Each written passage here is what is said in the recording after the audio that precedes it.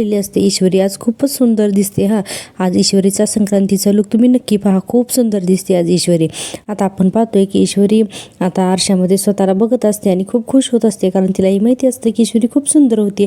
प्रेक्षकांनो, माझ्या चॅनलला please subscribe करा आणि प्रत्येक व्हिडिओला एक लाईक नक्की करा जावा, म्हणजे चॅनल आपलं लवकरात लवकर मॉनिटाईज होईल. आता आपण पाहूया, ईश्वरी आता तिच्या सासूच्या फोटोकडे बघते आणि म्हणत असते की आई, तुमचा स्पर्श असलेली ही साडी, तुमचा आशीर्वाद आणि हे जे काही सगळं आहे ना, तर ते हे सगळं मला जाणवतं आई या साडीमध्ये, असं ईश्वरी म्हणत असते. आणि आता ते सात्विका त्यांच्या फोटोकडे बघते आणि म्हणते की आई, तुम्ही आहात हे मला माहिती आहे, आणि म्हणते की तुम्ही आहात माझ्यासोबत हे आता मला माहिती आहे. आणि म्हणते की आई, तुमची इच्छा होते ना की तुमच्या सुनेने तिच्या पहिल्या संक्रांतीला तुम्ही दिलेली तुमची ही साडी नेसावी म्हणून.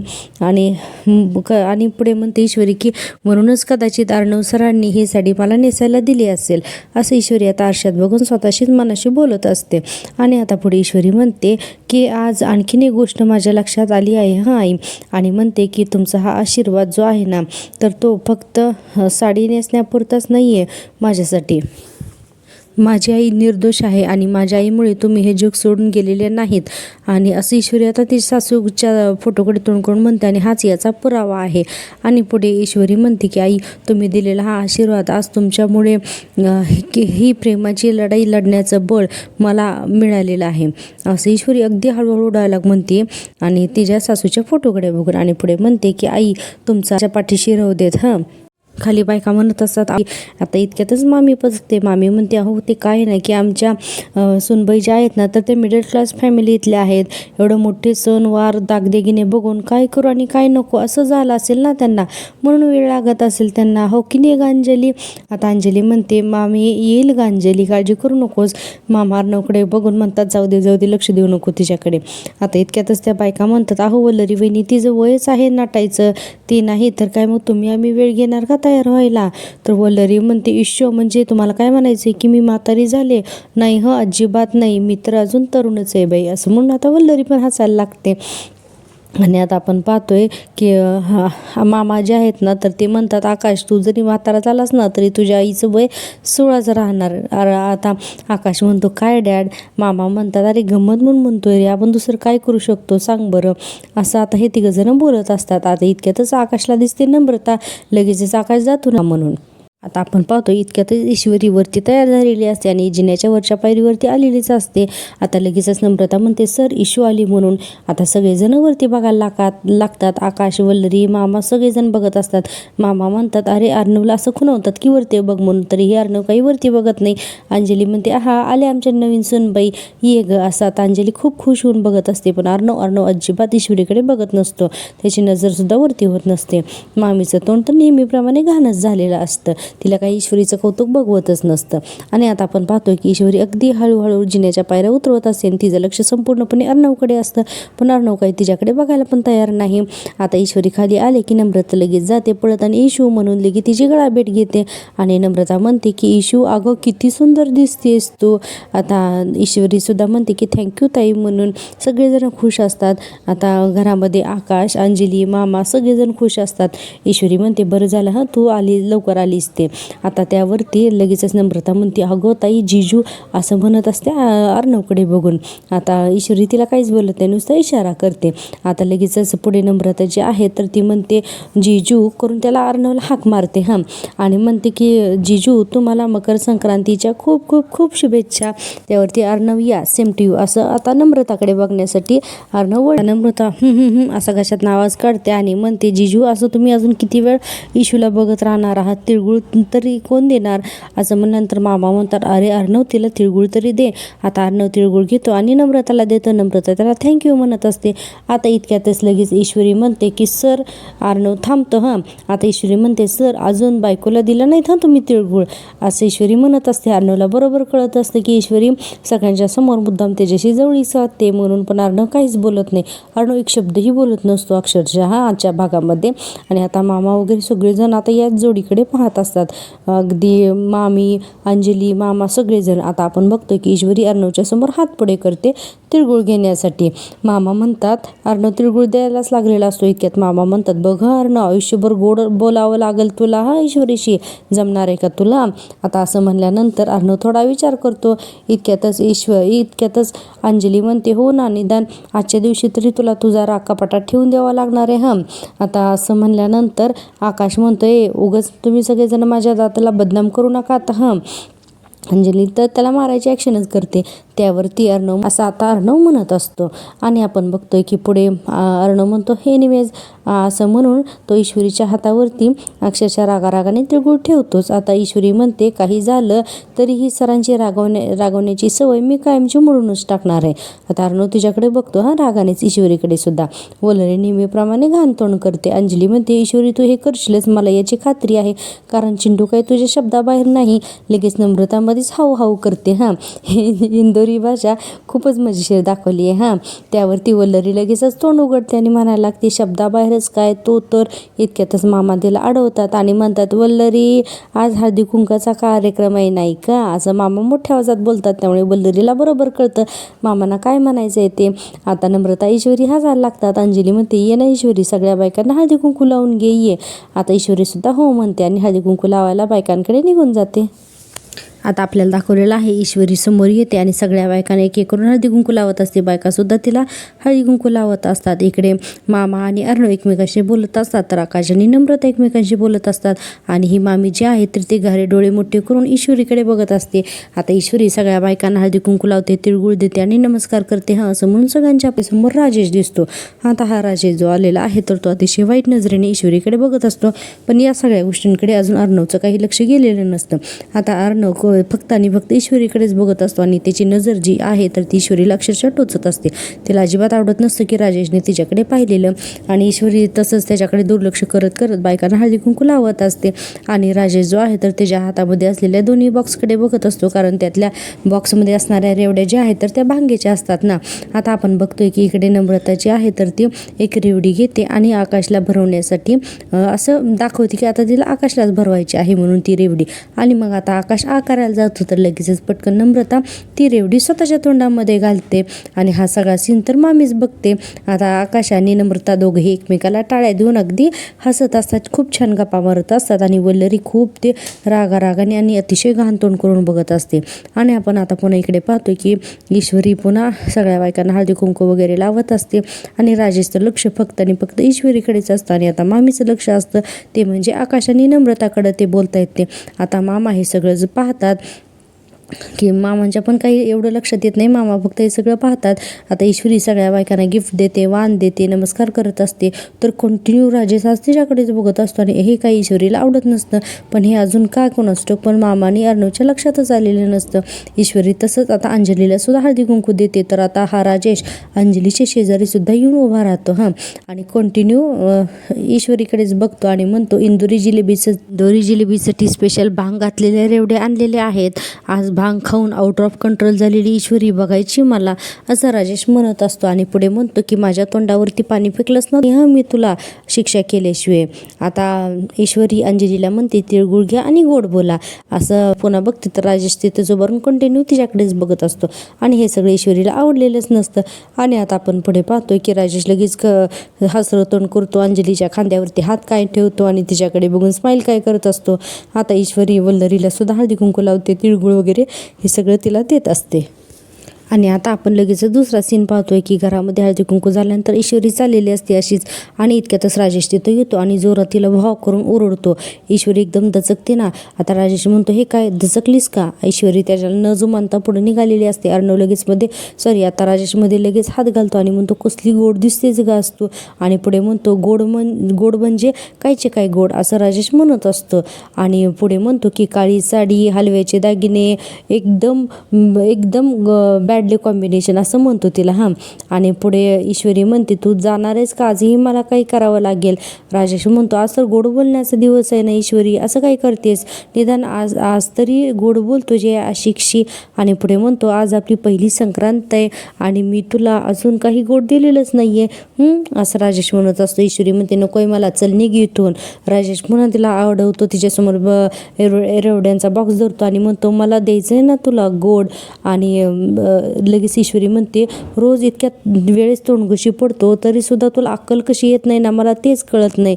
कारण राजेश म्हणतो अगं कारण तू समोर आलीस की माझं डोकं कुठं चालतंय, हां डोकं चालतच नाही गं, फक्त हार्ट काम करतं, ज्याने मन ठकठक जिलेबी ठकठक जिलेबी असं काहीतरी राजेश म्हणत असतो. आणि पुढे म्हणतो आणि तू मिळाल्याशिवाय अक्कल येणार नाहीच आहे मला. आता ईश्वरी म्हणते एक दिवस अर्णव सर तुला असं वटणीवर आणतील ना की मग तुला कळेल. राजेश म्हणतो हां तो कशाला मध्ये हवा आहे आपल्याला, तो दरवेळेस त्याचं नाव घ्यायलाच हवं का, काय ग हे. आता ईश्वरी म्हणते चल जा नालायक माणसा असं म्हणून तिथून पुढे निघालेली असते. पुन्हा राजेश हात घालून तिला अडवतो ना आणि आता ईश्वरी डायरेक्ट सुराज त्याच्यासमोर दाखवते.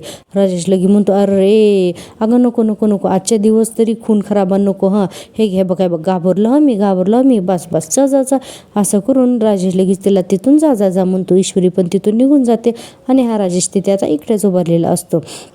आणि राजेश म्हणत असतो की आजची संक्रांत तर साजरी होणारच हां असा राजेश आता त्या बॉक्सकडे बघून म्हणतो. आणि पुढे म्हणतो आणि तीही माझ्या स्टाईलने असा राजेश म्हणालेला असतो. आणि आता आपण पाहतोय पुढचा सीन. आता आपण पाहतोय दुसरा सीन, तो म्हणजे आकाश आणि नम्रता जे आहे तर ते दोघंजण एकमेकांशी बोलत असतात. आता हे दोघंजण एकमेकांशी बोलत असताना हा आकाश जो आहे तर त्याला त्याचं प्रेम असतं पण त्याला काही व्यक्त करता येत नाही.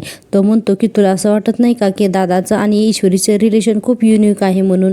आकाश म्हणतो म्हणजे बघ ना दोघंजण भांडतात सुद्धा खूप आणि दोघांमुळं एकमेकांवरती प्रेमसुद्धा खूप करतात आणि रिस्पेक्टसुद्धा खूप करतात एकमेकांचं. त्यावर लगेच नम्रता म्हणते हाऊ सर. त्यांची जी स्टोरी आहे ना ती एकदम खट्टी मोठी असते. अर्णव त्यावर आकाश म्हणतो म्हणजे सर त्यांची लव्ह स्टोरी जी आहे ना ती एकदम खट्टी मिठी असते, बोरिंग कधीच होणार नाही.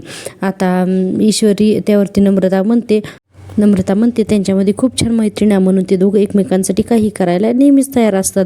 आकाश म्हणतो हो ऑफकोर्स, म्हणूनच तर म्हणतात ना की फ्रेंडशिप हीच प्रेमाची पहिली स्टेप असते म्हणून. असं आकाशला आता काहीतरी सुचवायचं असतं. नम्रताला पुढे म्हणतो की तो राईट. आता नम्रता काहीच उत्तर देत नाही, ती फक्त म्हणते की हो एवढंच करते हां. आणि आकाश पुढे म्हणतो की मग आपल्या या मैत्रीबद्दल तुला काय वाटतं.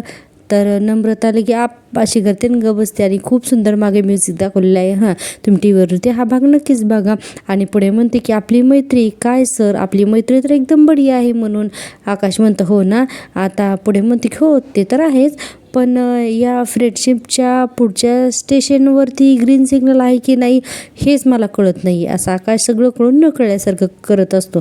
नम्रता पण लपवाछपी करते. सर नम्रता म्हणते सर मला ॲक्च्युली खूप उशीर होतोय, मी पटकन इशूला भेटते आणि निघते हां. त्यावर आकाश म्हणतो ऐक ना उद्या आमच्याकडे इथे स्पेशल पतंग कॉम्पिटिशन आहे, फुल ऑन पार्टिसिपेट करतात सगळेजण आणि खूप खूप छान मजा करतात, सो तू येशील उद्या. आता यावरती नम्रता काहीच बोलत नाही. नम्रता म्हणते सर मी. तर आकाश म्हणतो या फ्रेंडला एनकरेज करण्यासाठी येशील ना. तर नम्रता लगेच असं करत असते हां. आणि पुढे म्हणते की बरं ठीक आहे चालेल येईन हां मी म्हणून. असं ना आता नम्रता म्हणते की येईन मी माझ्या या फ्रेंडला एनकरेज करायला.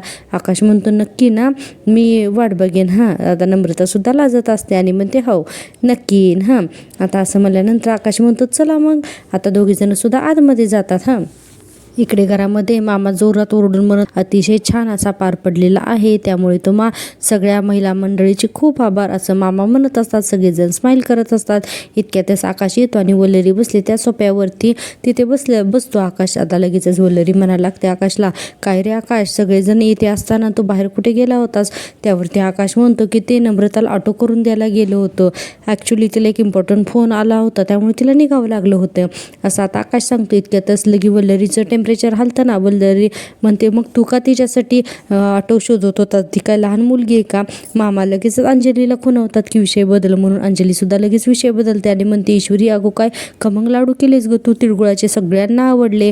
मामा म्हणतात हो म्हणजे काय, तिळगुळ करणारे सुगरण हात हे आमच्या इंदोरचे आहेत. म्हटलं काय ईश्वरी असं म्हणून ईश्वरी मामा आता सगळेजण छान असे हसत असतात. अर्णव तिथंच बसलेला असतो पण अर्णवच्या चेहऱ्यावर काहीच रिॲक्शन नसते. आता अंजली म्हणते की करेक्ट आणि म्हणते की तू ही आईची साडी नेसून आलीस ना तर त्यावेळेस असं वाटते की माझी आईच वावरते आसपास म्हणून. आता अर्णववरती नुसता कॅमेरा मारलेला आहे कारण अर्णव काही रिप्लाय पण देत नाही ना काही प्रतिक्रिया देतो. त्यावर अंजली म्हणते ईश्वरीचा हात हातात घेऊन आज आई जर असते ना तर तिला खूप आनंद झाला असता ग आज ईश्वरी. आता असं म्हणल्यानंतर वल्लरी नेहमीप्रमाणे घाण करते. अंजली म्हणते नेहमीप्रमाणे तोंड घाण करते. आता अंजली म्हणते हो ना रे चिंटू. आता अर्णव फक्त हो म्हणतो आणि गप्प बसतो. वल्लरी लगेच म्हणते खरं तर ईश्वरीला सात्विकाताईंची साडी नेसलेलं बघून खरं तर मला आश्चर्यच वाटलं. आता सगळ्या जणांना वाटतात ही काय बोलते. त्यावर मामा लगेचच म्हणतात घ्या हिला कशाचं कधी काय आश्चर्य वाटेल ना, कधी काही सांगता येत नाही. आता मामा आज प्रत्येक वेळेला वल्लरीला अडवतच असतात. वल्लरी पुढे म्हणते नाही कसं आहे ना की सात्विकाताईंची साडी आठवण म्हणून अगदी जपून ठेवायची का नेसून अशी फिकट करायची. हो की नाही रे अर्णव, मी बरोबर बोलते का नाही रे. आता मामी आगीत तेल ओततात हे सगळं ईश्वरी आणि अंजलीला कळतच असतं. आकाश म्हणतो की मामी आईचीच तशी इच्छा होते असा अर्णव म्हणल्यानंतर ईश्वरीला आणि अंजलीला जरा ते बरं वाटतं. पण आता अर्णव पुढे म्हणतो की एनिवे मला इम्पॉर्टंट एक कॉल आहे तर मी येतो म्हणून. आता असं म्हणून अर्णव लगेच निघतो आणि बाहेर निघून जातो. इतक्यातच मामा म्हणतात घ्या याला सणांच्या दिवसातसुद्धा याला कामी येतं. आता इतक्यातच राजेश तिथे येतो आणि लगेच म्हणायला लागतो अरे ईश्वरीजी सगळ्यांना रेवड्या दिल्या मी, तुम्हीच राहिला, तुम्हीच नाही घेतल्या रेवड्या माझ्या हातून, घ्या रेवड्या घ्या असं म्हणून राजेश लगेच रेवड्या द्यायला चालू करतो. तर ईश्वरी घाबरते ना, ईश्वरी काही रेवड्या घेत नाही आणि मामांकडे बघते. आता राजेशच्या हे लक्षात येतं. राजेश म्हणतो अहो काय मामांकडे काय बघताय तुम्ही. आता ईश्वरी मामांना खरं तर परमिशन विचारत असते. आता राजेश म्हणतो अहो यात सुद्धा तीळ आहे, साखर आहे, आवडेल तुम्हाला घ्या. मामा आता खुनीने इशारा करतात घे म्हणून. आता ईश्वरी हात पुढं करते आणि घेते राजेशच्या हातून रेवडी. मुद्दाम तिच्या हातावरती हात टेकून तो रेवडी देतं आणि हे काय आता ईश्वरीला आवडत नसतं पण ईश्वरी नुसत्या हातात रेवड्या ठेवते पण काही बोलत नाही. सगळ्यांचे चेहरे नुसते दाखवलेले आहेत. राजेश तिरक्या डोळ्याने ईश्वरीकडे बघत असतो एकदा मामाकडे. त्यावरती लगेचच राजेश म्हणतो ईश्वरीजी सुरी देऊ. आता कोणाला काही कळतच नाही की हा राजेश असा का बोलतोय म्हणून. तर मामा म्हणतात सुरी. तर राजेश म्हणतो रेवड्या कापायला असं म्हणतो. तरीही कोणाला काही कळत नाही ह्या राजेश असा का बोलतोय म्हणून. पुढे म्हणतो नाही म्हणजे फक्त हातात धरून उभे आहेत त्या, खायला दिल्यात ना रेवड्या, हातात धरून काय होणार आहे, खा ना ईश्वरीजी. तर ईश्वरी म्हणते नाही नको, आज खूप दिवसभर खूप गोड खाणं झालंय, उद्या खाईन मी. राजेश म्हणतो बघितलंस ना अंजली, बघ हे बघ म्हणजे मी एवढ्या प्रेमाने देव करतोय रेवड्या तरीसुद्धा ईश्वरीजी खात नाही येत रेवड्या असं आता राजेश सांगत असतो. राजेश म्हणतो काय ग अंजली यांना माझ्याशी गोड बोलायचंच नाही असं काही असेल का. त्यावरती लगेचच मामी म्हणते अहो जावाई बापू अर्णव जरी तिच्याशी गोड बोलला ना तरीसुद्धा पुष्कळ आहे असं आता मामी मुद्दामून बोलते. त्यावर मामा म्हणतात एवढा तिळगुळ खाल्लास तरीसुद्धा तू अजूनही गोड बोलत नाही आहेस, त्याचं काय. लगेचच मामा आज खूपच मजा घेत आहेत. वल्लरीची आजचा भाग तुम्ही टीव्हीवरती नक्की बघा. सगळे हसायला लागतात. राजेशसुद्धा मोठ्यांदा हसतो आणि म्हणतो ईश्वरीजी खाताय ना म्हणून. आता सगळेजण पाहतात ना की ईश्वरी नक्की तिळगुळ खातोय का नाही. इतक्यात तसं आकाश म्हणतो ओ वहिनी साहेब खाऊन टाका, तिळगुळासारखंच आहे ते, खा. आता ईश्वरी बराच वेळ तर पहिल्यांदा त्या तिळगुळाकडे बघते, राजेशकडे बघते. राजेश सुद्धा तिच्याकडे बघत असतो आणि आता ईश्वरी त्यातली एक रेवडी तोंडामध्ये घालते. लगेचच राजेशला बरं वाटतं. आता ती रेवडी खाल्ल्यानंतर का कोण जाणे पण ईश्वरीने अतिशय तोंड घाण केलेलं दाखवलेलं आहे. जसं काही त्या रेवडीमध्ये काही आहेच असं ईश्वरीने तोंड दाखवलेलं आहे. कदाचित आपल्याला हा सस्पेन्स दाखवण्यासाठी केला असेल. आणि आजचा तो हिरे प्रेक्षकांनो तुम्हाला जर का मी दिलेला रिव्ह्यू आवडत असेल तर प्लीज चॅनलला सबस्क्राईब करा आणि व्हिडिओला लाईक केल्याशिवाय अजिबात राहू नका. आणि आपण पाहतोय उद्याच्या भागामध्ये काय होणार ते. उद्याच्या भागामध्ये अंजली सांगत असते अहो तुम्ही तो रेवड्याचा बॉक्स ठेवलेला होता ना एक्सपायर झालेला, शेवटी तो मी टाकून दिला. आता राजेश म्हणतो ड्रॉवरमध्ये जो बॉक्स होता तो. तर ती म्हणते अहो तुम्ही नवीन आणलेले जेव्हा बॉक्स होते ना तर त्यातला एक बॉक्स मी ठेवून दिला होता तिथे. आता हे ऐकल्यावर तर राजेश चिडतोच ना. आणि इकडे ईश्वरी अर्णवकडे जाते आणि म्हणते सर आजची माझी संक्रांत तुम्ही खूप यादगार केलीत आणि आज तुम्ही स्वतःच्या हाताने मला ही साडी दिलीत म्हणजे तुम्ही मान्य केलेत की मी आईंची सून आहे, तर मी आईंची सून आहे, तर मग तुमची कोण झाली असं आता ईश्वरी अर्णवला विचारते. अर्णव आता तिच्याकडेच बघतो आणि आपण एवढंच पाहतोय. भेटूया उद्याच्या भागामध्ये. तोपर्यंत पाहत राहा माझी आवडती सिरियल आणि हो, चॅनलला लाईक आणि सबस्क्राईब केल्याची अजिबात विसरू नका. Take care, bye. भेटूया उद्याच्याला.